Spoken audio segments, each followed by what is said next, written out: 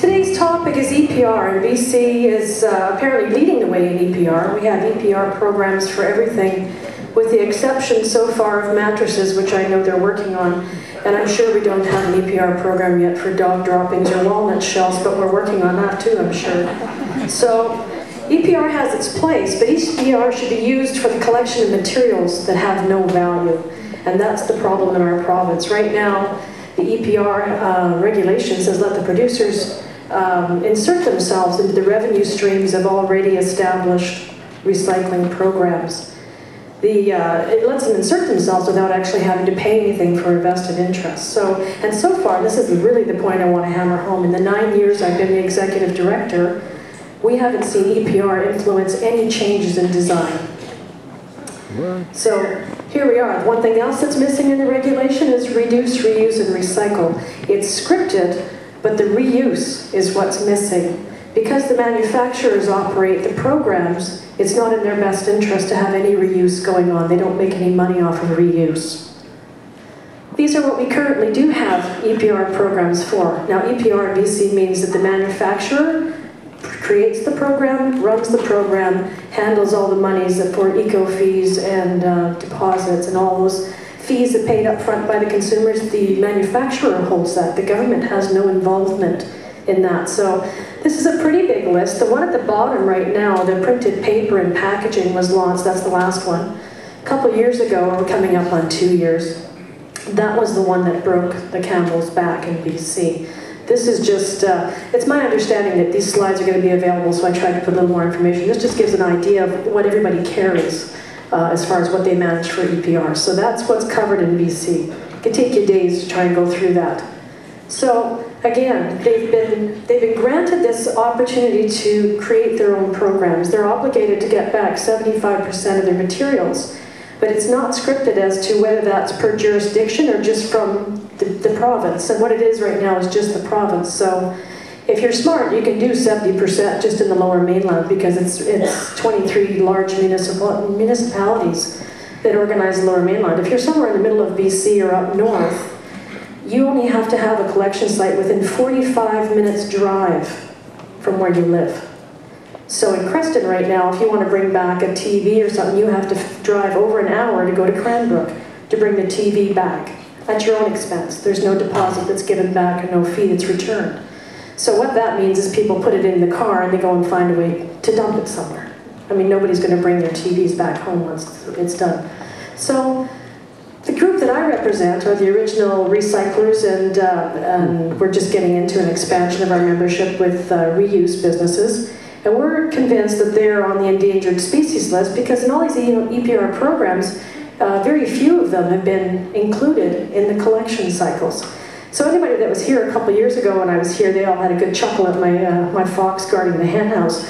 This is the expansion of that slide. So on the left we have the amount of programs that are running without any government involvement, and then we have the future stewards that are waiting in the wings. What's missing in the EPR programs is that the collectors and processors are not consulted before the programs are launched as to what the cost of recycling these programs are. Consumers and taxpayers are kept in the dark. A lot of the fees are hidden. The deposit program is very transparent, and it still continues to be one of the best programs, but largely overlooked. The government puts these things into action, but there is no government oversight into the day-to-day affairs. They leave that to the manufacturers to deal directly with the collectors, which is a disaster. So the end result is everybody's chicken gets cooked. This is a slide that came from a presentation for the MultiMaterials BC, and that's the group that's handling the printed paper and packaging. They started up as a so-called non-profit, but they were lent money from the large companies that you can see here. And those companies called in their cards. And now these companies, as you can see, they're all across Canada. It's large companies like Unilever and Loblaws and Procter & Gamble that are running that non-profit association for the benefit of printed paper and packaging. That's turned out to be a nightmare. So this little piece of paper, very simple. This is the order in council that put printed paper and packaging stewardship into being. Very simple, and the only two people that were involved in that seem to be the people that signed it, our current and our past Minister of Environment. There was no industry consultation done prior to this. So this is how simple it can be, and this is why we fear more programs coming forward without consulting the people that are actually working the programs. So that last printed paper and packaging program affected enough businesses that it spurred the growth of this Rethink It BC campaign, which we launched in March of last year. These are the people that came forward, because these are the people besides the regular recyclers that actually became affected by this. So the Canadian Federation of Independent Business has about 12,000 members Canada-wide. Our association brought this matter to their attention.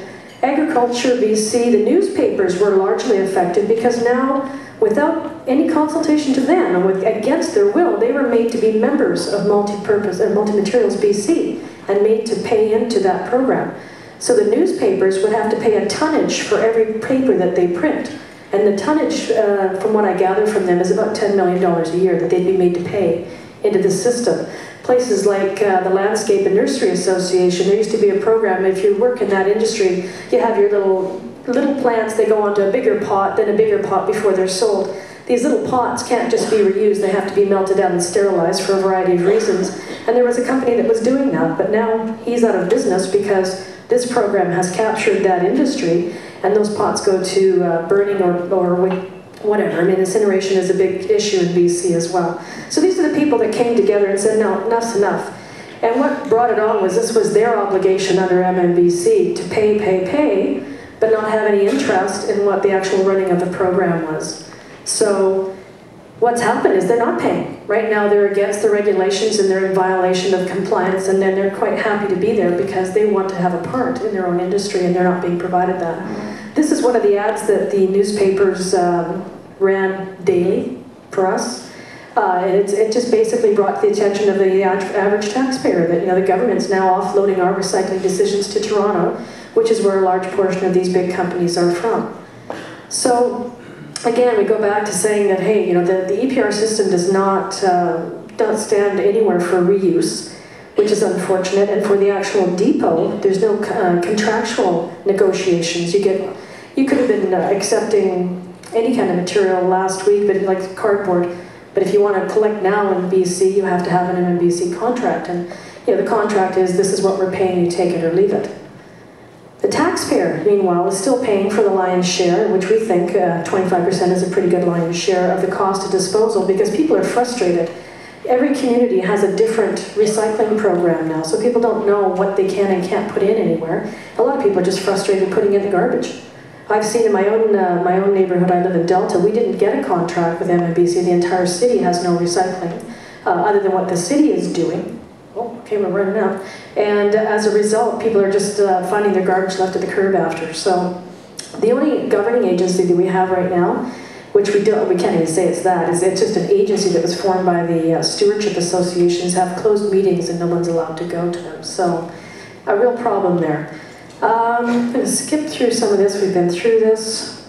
The EPR stewards don't own the depots. They only annex the existing infrastructure. So that, again, leaves all the risk on the people who are doing the collection. One of the problems those collectors are having right now is under MMBC, some of them aren't getting paid. We have people that have started last June that haven't been paid yet for some of the loads that have been shipped off. The deposit system has not been used for any of the containers, any of the plastics, anything that could be applied to hasn't been done. The public is frustrated. There's minimal collection locations. There's only about 150 province-wide, and it's a huge province. And at the end of the day, the taxpayers are going to be paying the dues on this. So this was another one of the ads. We thought this one was the catchiest one of all, because that's what's happening. People are stopped putting things in the blue box, and they're starting to put things in the garbage, which is not what we want to see. I'll give you an example. So I got 48 seconds to make it quick. Okay. We have an example. One collector that we have has a non-profit association up in mid-northern BC. The association was put together to give work to special needs people, handicapped people, and they expanded their facility to handle all the printed paper and packaging and the other EPR programs. So what happened was the regional district, who used to do all this, because these guys took a contract with MMBC, they canceled the subsidy that these people receive and gave that subsidy to their competitors who didn't get a contract. So when I talked to the fellow last week, this nonprofit association that's supposed to be helping the challenged people in the community had to lay 12 of them off. And they haven't been paid for their loads since the beginning of maybe December for most of their stuff. The paperwork involved with the MMBC is a nightmare. You'll have a shipment twice a week, but you get paid for an invoice on one truck and an invoice from another truck and maybe an invoice last week. One of our depots, who's been collecting since last June, just got a whopping check of $11.52 for his styrofoam that he collected last year. And he's expanded and hired 2 people. His costs are $10,000 a month extra than what he had last year. So right now, we've got a large amount of the depots not willing to renew the contract that's up at the end of this month. The government, we've been in contact with the government and they're aware of it, but who knows what's going to happen. So, my thanks. Here, where's Mary Lou? Mary Lou and Dan and Nikra and all the volunteers on the board here, thanks so much for your continued support, and we'd love to come and give you updates.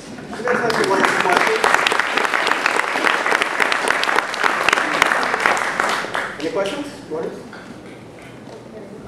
Mary Lou? Yes. So on Saturday, I was talking to someone else from British Columbia who works at a recycling depot, and he said something about mystery checks coming in the mail. What is that about?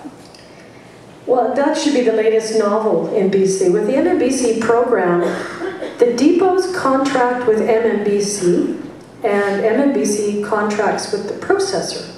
But the depot ships their goods to the processor and are supposed to get paid by MMBC. But MMBC is having problems getting money out of their members who don't want to be members. So we've had depot owners phone me and say, hey, I just got a check from the processor and I don't know what for because I don't have a contract with him.